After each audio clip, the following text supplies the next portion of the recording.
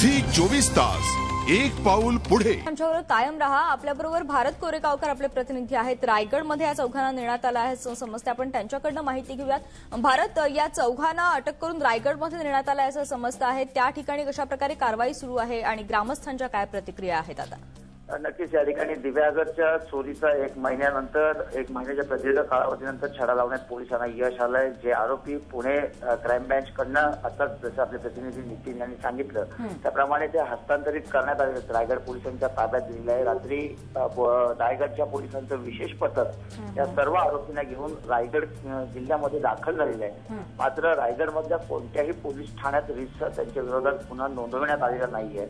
अपेक्षित आहे की त्यांच्यावरती आज दिघी सागरी पोलीस ठाण्यामध्ये गुन्हा दाखल करण्यात येईल आणि त्याच्यानंतर त्यांना श्रीवर्धन येथील प्रथम वर्ग न्यायालयामध्ये हजर करण्यात येईल। मात्र आतापर्यंत जी माहिती आहे पोलीस सूत्रांकडे, आता माझी चर्चा झाली त्यानुसार आतापर्यंत तरी त्यांना ऑन रेकॉर्ड अटक दाखवण्यात आलेली नाही आहे। या दिव्यागरच्या चोरीचा छडा लागल्याबद्दल सामान्य माणसांमध्ये अत्यंत आनंदाच्या प्रतिक्रिया आहेत। काल दिव्यागरमध्ये सर्व ग्रामस्थ रात्री एकत्र आले होते।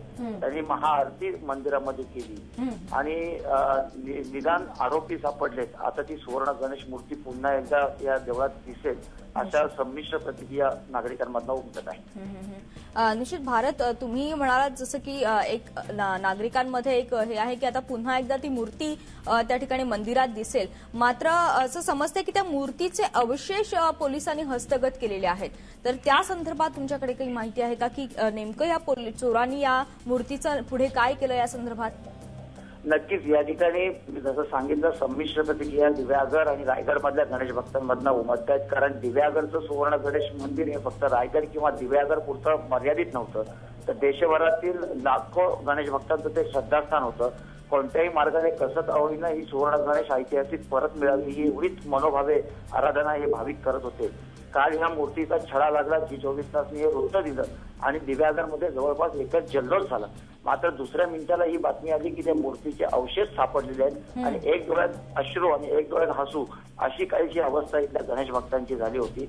ही वस्तुस्थिती आहे की त्या गणेश मूर्तीचे अवशेष पोलिसांना सापडलेले आहेत। मात्र आता ते कशा पद्धतीने नागरिकांसमोर गणेश भक्तांपर्यंत मांडले जातात हा खरा उत्सुकतेचा मुद्दा ठरणार आहे। बरोबर भारत, धन्यवाद भारत दिलेल्या माहितीबद्दल। भारत कोरेगावकर आमचे प्रतिनिधी रायगडहून आपल्याला माहिती देत होते।